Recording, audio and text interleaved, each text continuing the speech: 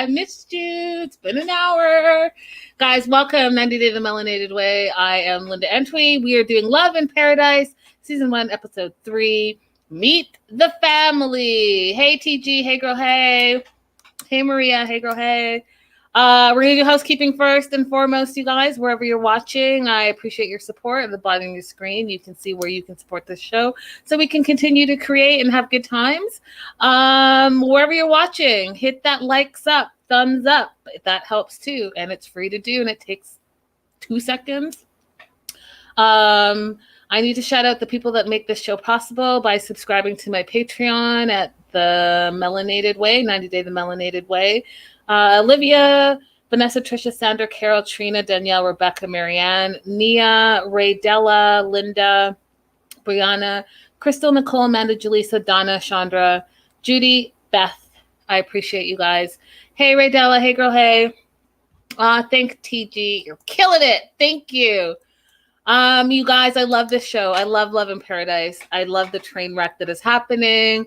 I think that it's all just, I just love it. So let's just jump right in, you guys. Meet the family, Stephen and Martine. Let me tell you their story with meeting the parents absolutely resonated with me, you guys, so much. Immigrant families are just, they're just so this way.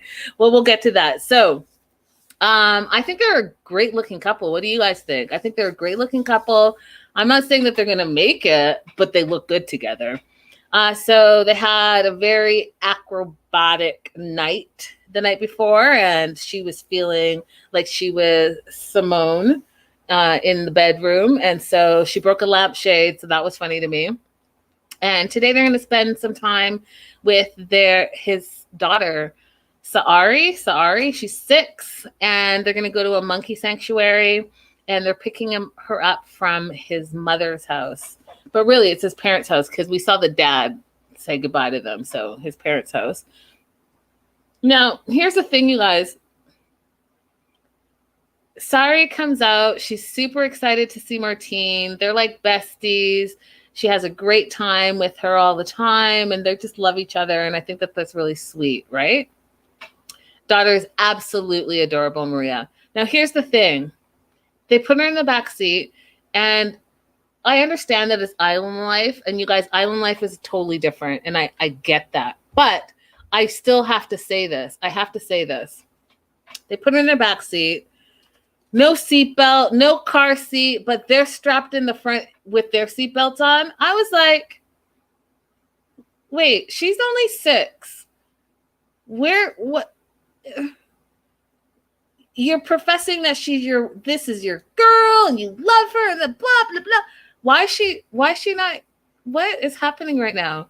Why is she in the back seat just free all willy-nilly, and you guys have your seatbelts on? And she doesn't even have a car seat. She's only 6. Anyhow, side note. He says, and maybe I'm saying it right. Maria says it's Saari. It's spelled Sarai, sorry. So I'm going to say it's Saari. Is the number one woman in his life. She's his end all, be all. And again, I'm like, but she's not in a car seat, and she doesn't have a seatbelt on. So I'm confused. But he also goes on to say that he's serious about the relationship with Martine, and that's why he's bringing his kid around, right? So he says that in one breath, that, hey, I've introduced Martine to my daughter. My daughter's my end all be all. And so that should show her that I'm serious about this relationship. Mind you, guys, they've been, long distance for 3.5 years.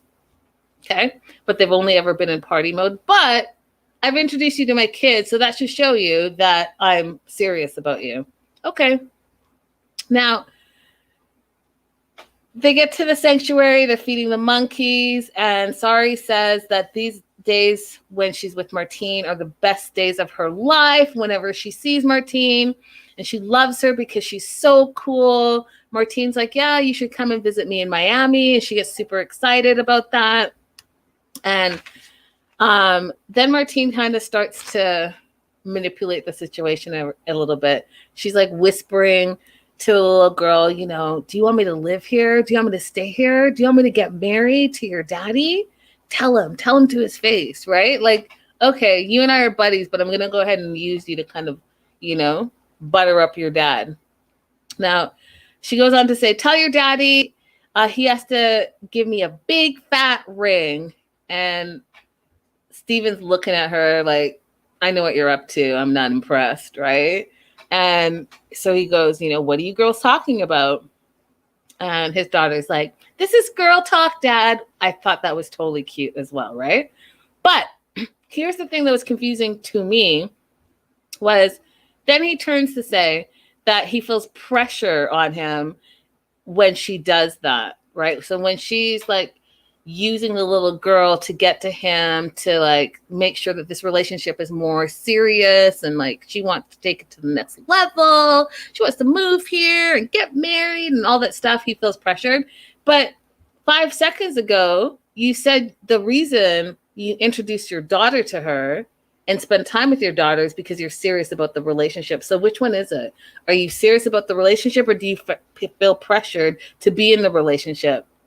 Because now you're annoyed, but I'm annoyed that you're annoyed because you're saying two different things, and I'm trying to figure out what exactly it is that you're trying to do. It's not like you met her 6 months ago. Apparently, you guys have been in a relationship for 3 years, 3.5 years. So what? What's the problem? Like, why would you be confused that she wants to take it to the next level after 3 years? I don't get it. Hey, Faith. Hey, girl. Hey. I don't get it. So Martine, the night before, or the day before, she was talking about the relationship and getting engaged, all of this stuff. And so today she's talking about kids and asks him, do you want more kids in your life? And immediately he says no. And then he backtracks that a little bit and says, well, maybe later in life, right? She wants kids. She wants to make sure that they're on the same page about kids. And, he feels like she has a checklist of things that she's trying to talk about and they're all serious and he's not feeling it. Now, you guys, what do I always say? What do I always say? Martine is doing the things that I say that we all should do. And I think that she's on the right path. She's like, listen, buddy, I put 3 years into this. Whether it's long distance or not, I put 3 years of my life into this. I'm ready to take it to the next level. And so if we're going to take it to the next level, we need to talk about these things so that we can make sure that we're both on the same page. Now, what are the things that I always say, you guys, that I tell you almost every show, because every show seems to be about relationships and all the relationships are messed up. You have to talk about sex. Sex is important in your relationship. You have to talk about it. You have to talk about how much you like it or don't like it, how much you expect it in your relationship, how much you don't expect it in your relationship, what role sex plays in your relationship. That's one. Second thing, you have to talk about faith and religion. Whether you're religious, you're not religious, whether you believe in something, you don't believe in something, you need to talk about it. Why? Because number 3, what she's talking about is kids. If you have kids, how are you going to raise your kids? If you want kids and he doesn't want kids, that's not going to work. If this person says, oh, I can put it on hold, how long are you going to put it on hold? Because how long is your partner willing to wait? Are they willing to wait? Those are questions you need to ask. Fourth and final thing that I always say is that you have to talk about money. How are you going to spend your money? How do you spend your money? How do you save your money?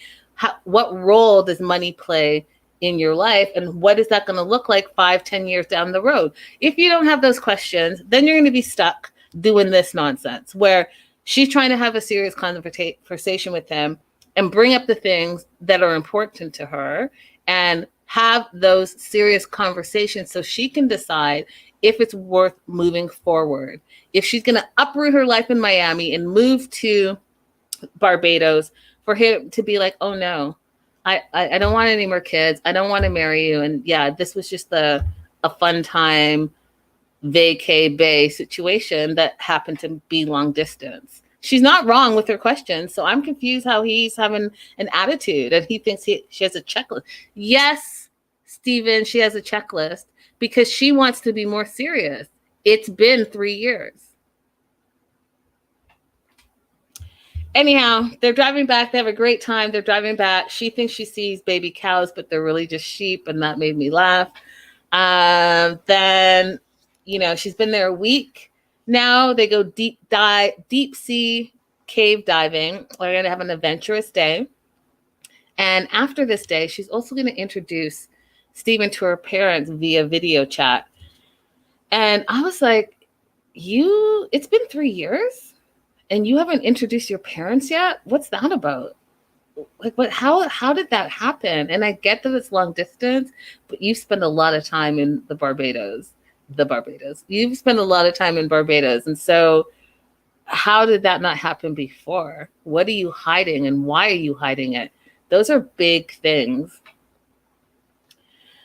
And I need to know why you waited 3 years. Are you worried that your parents are not going to approve of him? Did you not know where you stood in your relationship? 3 years is a long time for your families not to have like had some type of interaction, for her parents to not know anything about him. It's a long time.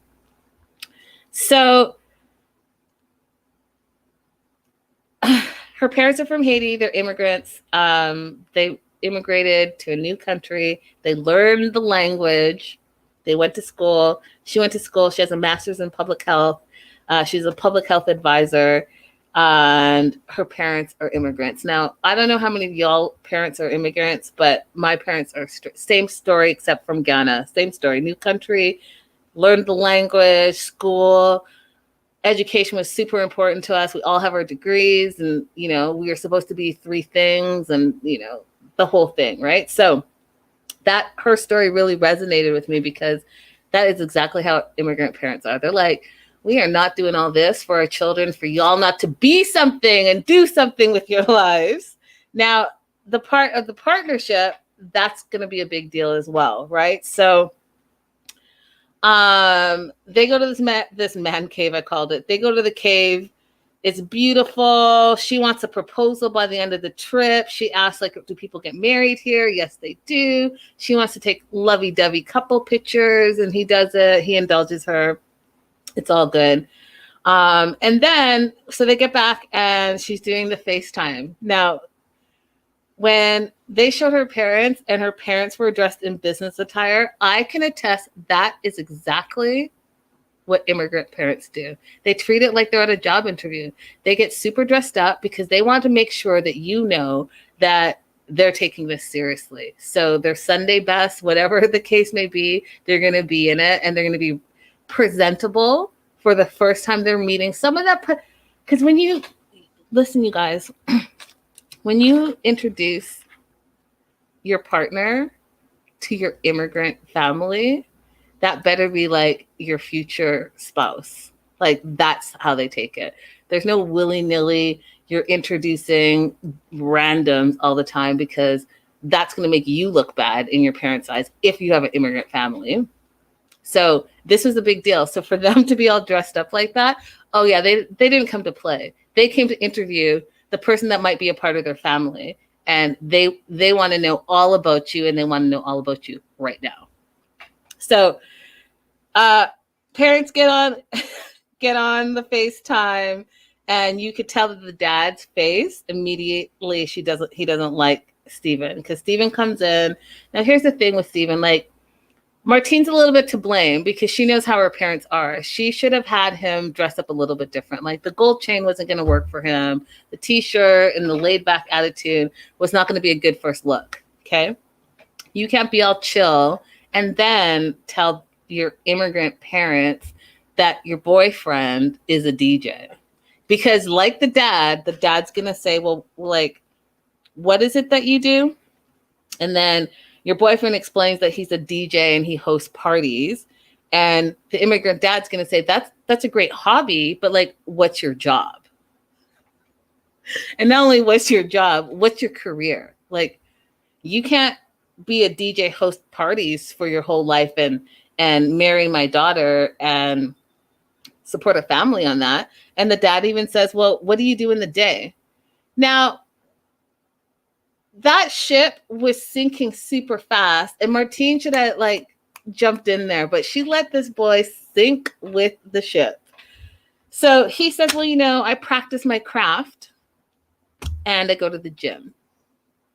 And if you guys all saw the dad's face, he was done. He's like, yeah. In his mind, I could hear him say, you don't get the job. I did not come all the way from Haiti, learn the language, go to school, raise my kids, and have them have their degrees for you to be at the gym all day. You guys, this was so totally relatable. I'm so sorry because it's just so funny to me. So dad doesn't think that that's like a profession, right? And don't get me wrong, everything is a profession. If you do what you love, it's a profession. I'm just talking strictly immigrant parents and what their standard and what they believe. They're totally old school. They're totally about like the traditional jobs, and the dads definitely want to make sure that their daughters are going to be okay. Like they are not going to loosen the reins on their daughters to any willy-nilly person, right? Now things have changed a little bit, and they've loosened up a little bit, but not that much. Not that much at all. So then the mom is trying, because the moms are always trying to be like encouraging and this is good, la la la. But the mom is like, well, you must meet a lot of girls being like a DJ and hosting parties. And he's like, yeah, but it's, just all really part of the job. And so then the dad says, well, what are your long-term plans? I mean, how long have you guys known each other? And then that's when Martine jumps in and says, 3 years. The dad was like, 3 years and you don't have a commitment yet? We're now just meeting him and he doesn't have like long-term plans? Oh no, this is not, listen y'all, this is not going to go very good at all. Her parents are going to have what some people like to call an intervention. When she gets back to Miami, her parents will call her over to the house and it's not going to be a good look. Trust me, I've been there. Can you imagine? I'll tell you a little bit about the story, but can you imagine you have a long day at school, you got all the papers to write, minding your own business, and you get into your house and all the immigrants are there. And when I say all the immigrants are there, all the immigrants are there. So your parents are there, all your parents' immigrant successful friends who are professors and lawyers and doctors, they're all at the house.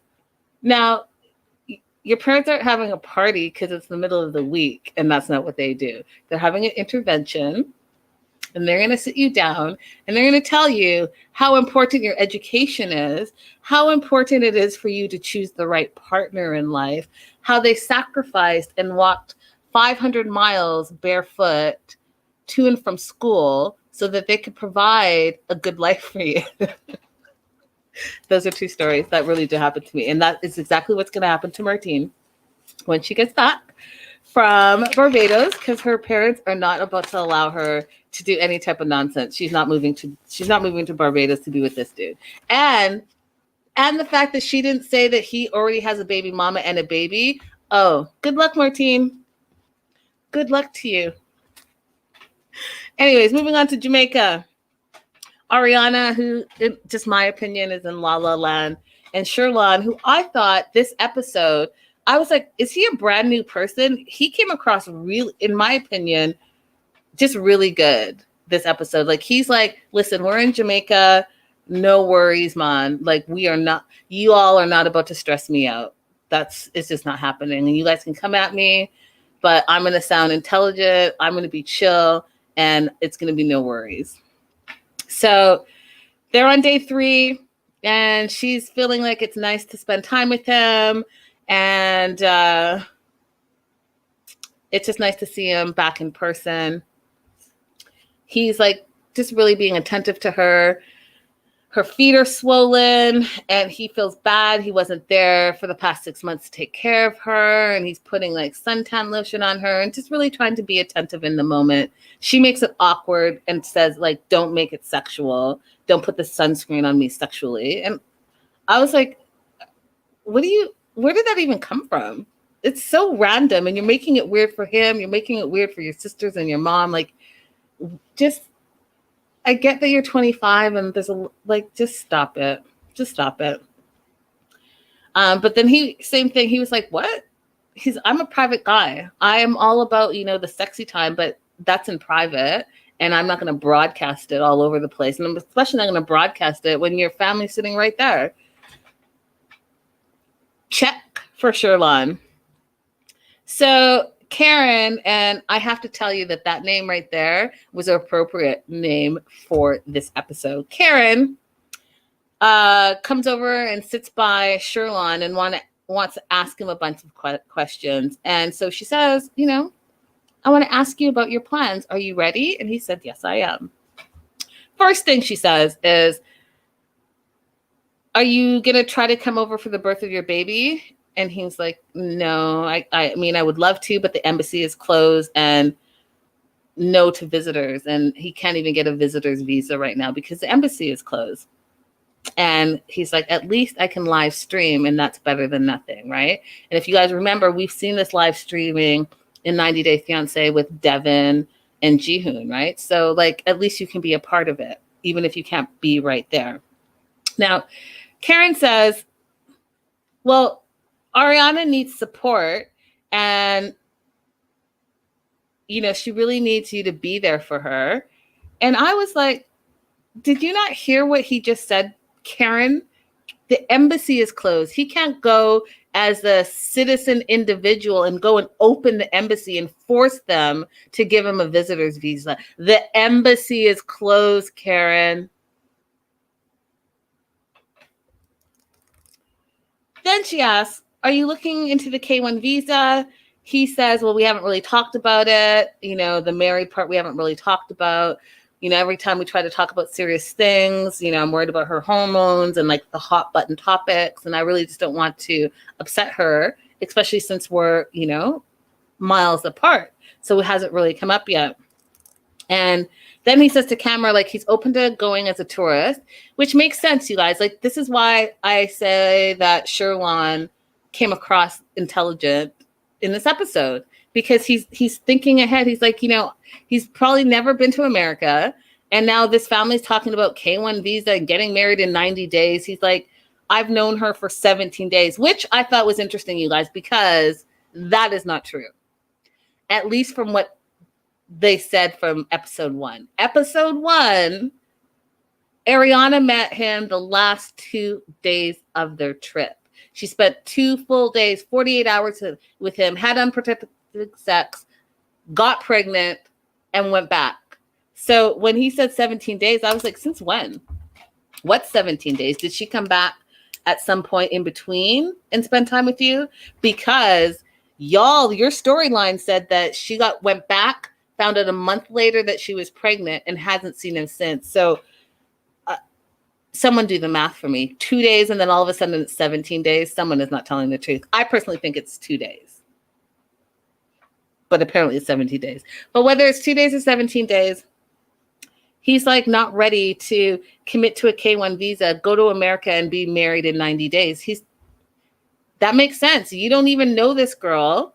She was supposed to be vacay bae, and now all of a sudden she's your baby mama. You're going to take your time. And that makes total sense to me. But it doesn't make sense to Karen. So Karen wants to know,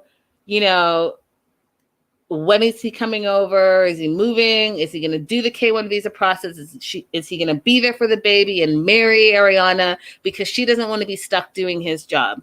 Okay, Karen, calm down. You're a mom. You should know better. So these questions sound crazy to me.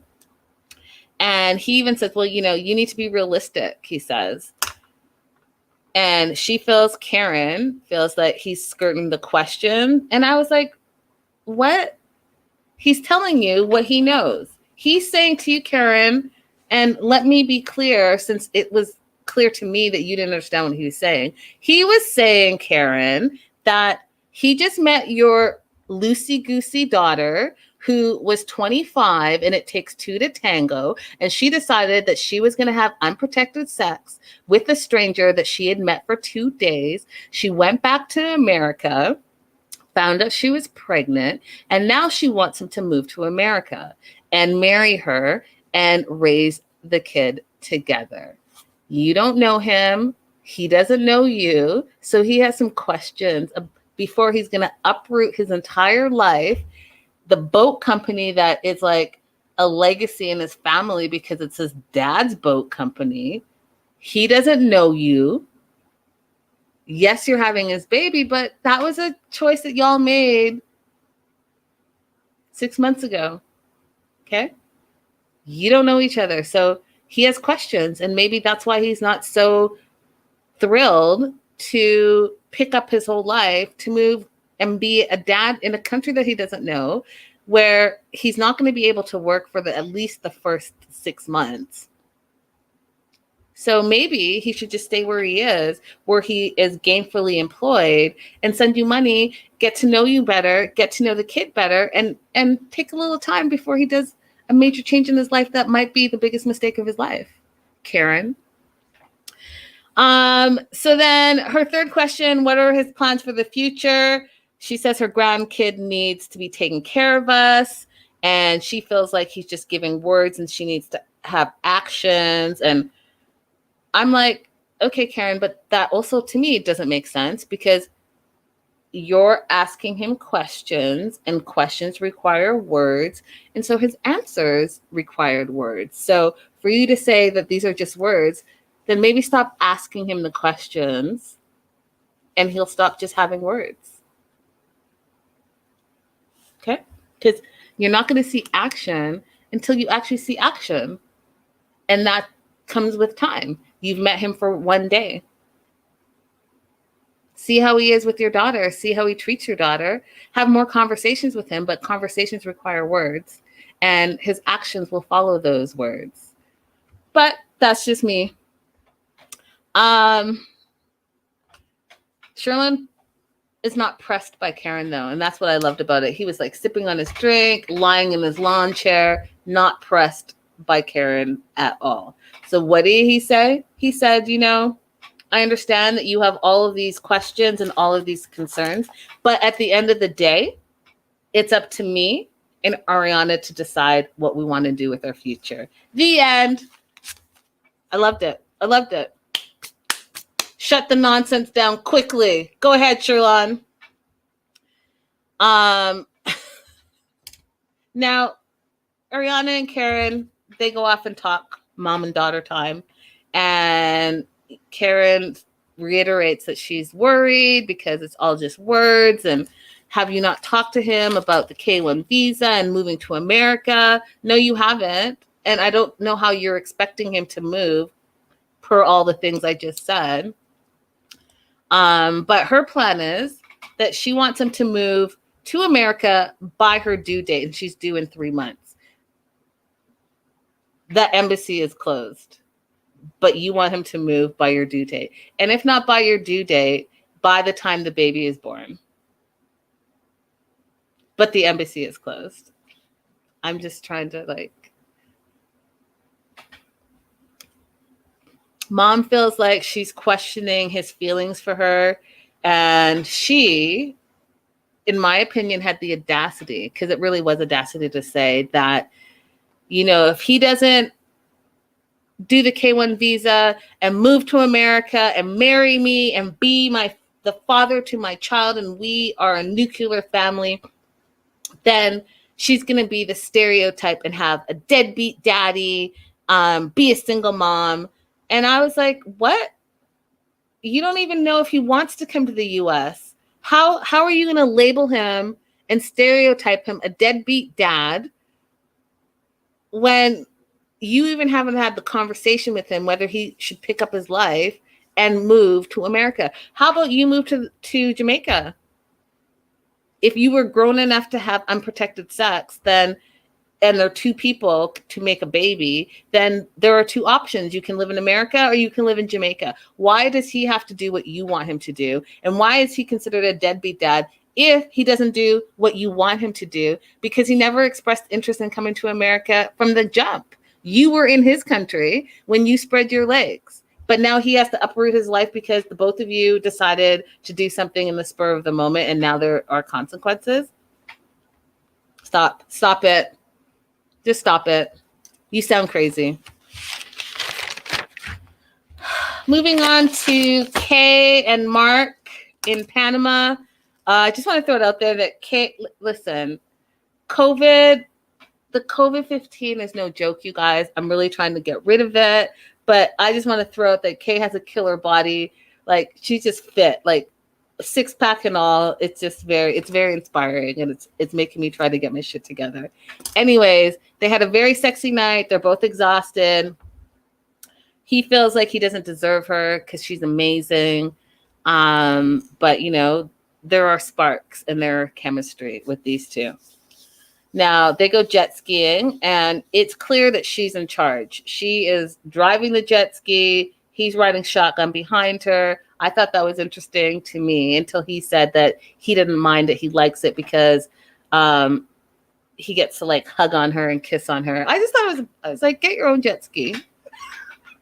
Get your own and we can go and have a good time. But I get it. I think it's supposed to be like quality, sexy time together. I get it. They realize, it's been 10 years. So they're both different. They're both grown. They're both in like different places in their life. And he likes it in Panama now more than he did 10 years ago. Well, I'll tell you why, Mark, because Kaye took the time to learn English and now you guys can communicate. So there's that. Kaye says that Mark is sweet and that he's good. And Mark wants to already think about their future, and she doesn't want to talk about the future. She just wants to be in the here and now. She's like, why are we having this major conversation on your first day? Like, let's just enjoy the moment. And I agree with her. Dude, yeah, you guys dated like 10 years ago, but you're both completely different people. As I told you guys last week, the jawbreaker to me was the fact that he's been in a relationship this whole 10 years and literally dropped his woman because he reconnected with Kaye, and him in his mind said Kaye is like his soulmate, the one that got away. So dropped his woman who thought they were going to be together forever and get married like that to be on the show, to go to Panama, to be with Kaye. So that's why in his mind, he's already there, you guys. In his mind, he's already talking about the future because in his mind, he was already there. So he wants her to move to California. He's got a whole thing. You know what, Mark? You need to relax because people feel suffocated when you just throw everything. All the things that you might have been thinking about the whole few months talking to her, she wasn't thinking that. She was like, you're going to come visit. We're going to reconnect, have a good time, and see what happens. She's not thinking about uprooting her life and getting married and moving to California, all of it. Slow down. She's not thinking about all that on the first day. Go jet ski, have more great sex, and just chill out. Bizarre. So she's like, why are you thinking into the future? Let's all just like live in the moment. She's like, she likes to live in the present, and like, let's just be in the present and have a good time. And I don't disagree with her. And she explains why. She's like, she started doing drugs at 19, this ketamine thing that changed her. And she said that she died and that changed her. And so now she looks at life different and she lives in the moment now. And she feels like she doesn't know if tomorrow she'll be here. So she's not worried about the future. She's worried about the here and now. So she has a reason why she's living her life this way because of her history and addiction issues from the past. She tells him, hey, listen, I love you, but don't rush me. And that is an absolute fair thing to say, in my opinion. You've been here for one day, dude. Like, she loves being with you. You guys have history, but it's been one day. And it's been 10 years since you guys have really been together in real life. So there's a part of you that has to learn each other all over again, right? Because 10 years changes you. Your 20s and 30s are very different. You become very different, like a different person. And throw in her, addiction, that changed her too. So I just think she's not wrong. So day 2, they go out on a boat and they go by some place that he used to work. He used to be a bartender there and run the hostel. And I was like, you ran a hostel and you were a bartender at a local bar and you didn't learn the language? How is that? How? Like how? And I know I've had this conversation, you guys, before with the whole like Americans learning a second language and that whole thing. And it always seems like the immigrant is the one that learns English, and that confuses me. But like this dude actually lived there, ran a hostel in Panama, and you didn't pick up any Spanish at all. Anyhow, he sees his friend Nick. Hasn't seen Nick in 10 years. They used to be really good friends. I think Kaye's super cool. She's like, hey, you guys haven't seen each other. I'm going to walk around, give you guys some guy time. And Nick says, you know, Mark seems more mature. And Nick was like grilling Mark all the questions and asked about the relationship. And like, how is it being long distance? And are you afraid she might fall for someone here? Now, you guys, I thought that he was setting something up. When he first said that, I thought, oh, are Nick and Kaye a thing? Because, you know, she's like non-monogamous. Like she just lives her life. So did her and Nick hook up? That's where I thought he was going with that question. Because that was like his first question. And it's a kind of a weird question, right? Like, are you afraid she might fall for someone else here? Are you indirectly saying like, you? But that's at least so far that's not what it is. Then Mark explains that they have a don't ask don't tell type of relationship where they just don't ask don't tell, so they can see other people, open relationship, they just don't report it to each other. And I feel like this is going to be the point of contention, because I think that he's in her city, she freely says that she sees other people, and I think some of those other people are going to come out of the woodworks, and he's going to have a problem with it because in his mind, he's already married to her and she's already packing her bags and moving to California. So Mark continues to talk to Nick. Nick is like, does that help having a don't ask, don't tell policy? And he's like, I guess like it's working for now. We also find out that Kaye was married once and she was divorced after a year. And then I was like, oh, and she moved here with that dude. So that dude still is in the city. So that probably means that he's going to pop out of the woodworks too, right? Because if they moved there together, then he's still around somewhere. And now Mark's in the picture and Mark's going to be super territorial. So I already see where the drama has potential to like pop out and rear its head. And I don't know if Mark's going to be ready for it, y'all. I really don't know if Mark's going to be ready for it. I think that he might be taken aback a little bit. Now, I want to ask you guys, all of you guys that are watching, could you be in an open relationship? Could you be in an open relationship? You know, I've done a lot of like talking to different people, and a lot of people say different things. So could you be in an open relationship is my question to you. And I think that maybe I'll just pop it up as a question. So could you be in an open relationship? All right, so I'm going to pop that up on your screen. I want to hear your answers in the comments of the live chat. And if you're watching the replay, I want to know your comments in the comments below. Guys, if you're watching on YouTube, don't forget we have super chat, super stickers available. Faith immediately said no. Could you be in an open relationship? I know that I could never. But I know that a lot of people are kind of moving in that polyamorous relationship thing. And if they're not that, then they're like fluid and they can be open and they can share themselves. Judy says, yes, she could. And Patty says, not once I've fallen for someone. And Lydia says, I think so. And Raydella says, nope. So yeah, so it's a bit of both. Like, I think that it all depends on what your love style is and what your love language is. And I think that it works for some people that are open like that. And some people are not as open like that, or they just see their love language is different. And I think both ways are fine. I just know for me, I think that I'm too, what am I? I'm too, maybe too traditional, I think. I don't know. Yeah, I think so. Like, I don't think I could share like that. So yeah. Interesting topic. Last and certainly least in my books is Daniel and Amber. Listen, Amber, run. Run, right? Run, girl, run, Amber, run. Like, it's just, you cannot tell me, y'all, that Daniel, who's 23, that is able and non-willing to work, is allowing this 30-year-old woman to support all the things, pay for all the things. And because that's not good enough, he is expecting more.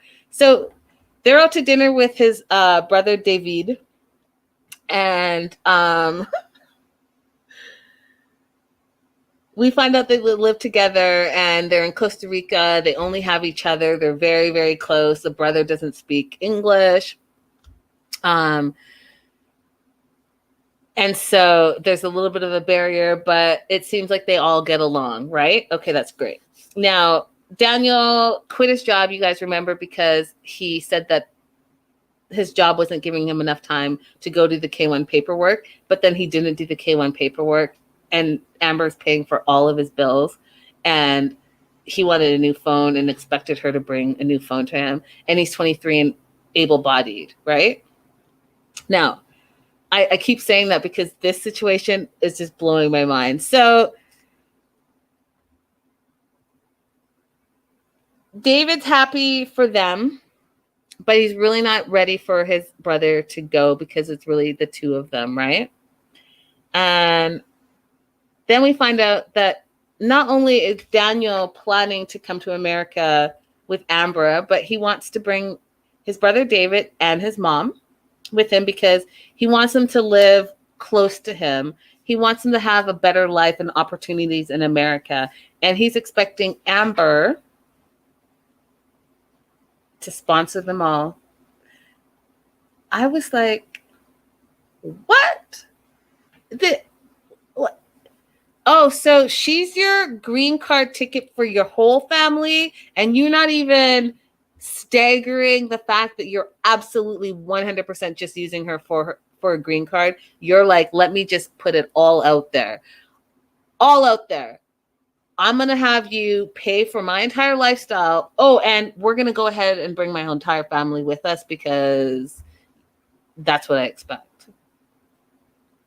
I was shook. Okay, so he wants to bring the family. Amber's like freaked out. She's like, who's going to do the paperwork? Where are they going to live? How are they going to get there? Who's paying for this? He's never mentioned it before, so she's totally taken aback. She starts crying. She's like, this should be our moment because, you know, we're engaged and all this. Why are you crying, Amber? Because he's telling you who he is, and it's up to you to decide if you're actually going to go through with this. If you're having doubts whether he loves you or if he's using you, Amber, he's telling you exactly what he's doing. He's looking you dead in your face, not working, having you pay all the bills, not even taking an effort to do any of the heavy lifting. He's not going to fill out any paperwork. You know, you're going to fill it out for him and you're going to pay for it because he probably had to go and do the paperwork. And if you guys, any of you have had any governmental interaction, you don't just do the paperwork. It always costs money. So he wasn't going to pay for that. No, let Amber come, fill it out and pay for it. I'm sitting back waiting for when you tell me that we're going to America and you're paying for it. Now, never mentioned it. She's upset. She wants him to worry about her and what's going on with them and focus on her. And he wants to just give his family a better life. And she's like, well, you know, you're in debt to me right now. Is he though, Amber? Do you think you're going to get any money back from him? If indeed that's your fiance, he's going to just be like, well, you're my fiance. Like, why would I owe you? Then the brother, you guys, the brother says, well, you know, he hopes that he can come to America too. And maybe Amber can help him with money too, because that's what she did for his brother. That would be the best for us, he said. And I said, oh my God. So even the brother knows that Daniel is not in it for the right reasons. Daniel doesn't love Amber. Daniel loves what Amber represents to him. Amber represents a better life in America for him, his brother David, and their mom. And I cannot believe that David thinks that Amber will give him money, that Amber should give him money, and then that's what's best for them. I couldn't believe it. Crystal says, I really dislike Amber, but she should have seen that coming. Most immigrants end up wanting to bring their family. And listen, I come from an immigrant family, but it's a little bit of a different process. Like, I guess my situation is a little bit different because my parents came together. They didn't marry a foreigner. They came together and started their life. I think that, like Crystal, I think that is normal. So Crystal also says, most of my Hispanic family has done that. I get that. I get sponsoring your family once you're over and established. The part that I don't get is you meeting someone for 5 seconds and you expecting that someone who happens to be American to pay for everything, sponsor you, sponsor your entire family, all in one get-go. I think it should be more like what Pedro from the family Chantel was trying to do, right? So you come, you spend time with your spouse, you establish yourself, you get a job, and once you're established and working, then you start to bring your family over to be with you. I don't think that it should be on the American or anyone that's the sponsor to have to sponsor every single person, especially when you just met the person. I think it's wrong. That's just my personal opinion. Patty says, this guy hasn't even pulled his thumb out of his mouth yet. Facts. Listen, 23 years old. He ain't trying to work. He's got, someone said it in the live chat, his sugar mama. That's exactly how he sees Amber. That's exactly how he sees Amber. And the red flags, you guys, are all up and down this place. All up and down this place. But, you guys, I can't even be super mad at it because Amber can say no at any point. There are red flags left, right, and center. So if she decides to ignore them, then really that's on her. At the end of the day, that really is on her. Because she's not married to him yet. He hasn't even started the paperwork. So she could walk away. But, I think he's got that big dick energy and she's dickmatized and she's not thinking straight. That's what I think. She feels like Daniel is adding more stress and responsibility to her shoulders. And I literally wrote down, then just say no.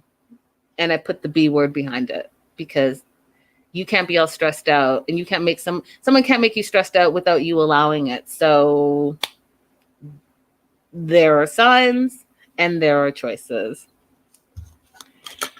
Her last main question was, does he love me or am I his sugar mama? I have the answer to that, Amber. You're his sugar mama. You're his green card ticket to America. And if you don't cut the cord immediately, if not sooner, it's going to be a hot mess. Like I've said this from the get-go of this couple, it is not going to work, y'all. It is not going to work because he is not in it for the right reasons, period. That was the show, you guys. It was fantastic. I'm all about it. I'm all about the drama. I will see you all tomorrow for Darcy and Stacy. Thank you so much for joining me, you guys, and have a fabulous rest of night. Bye for now.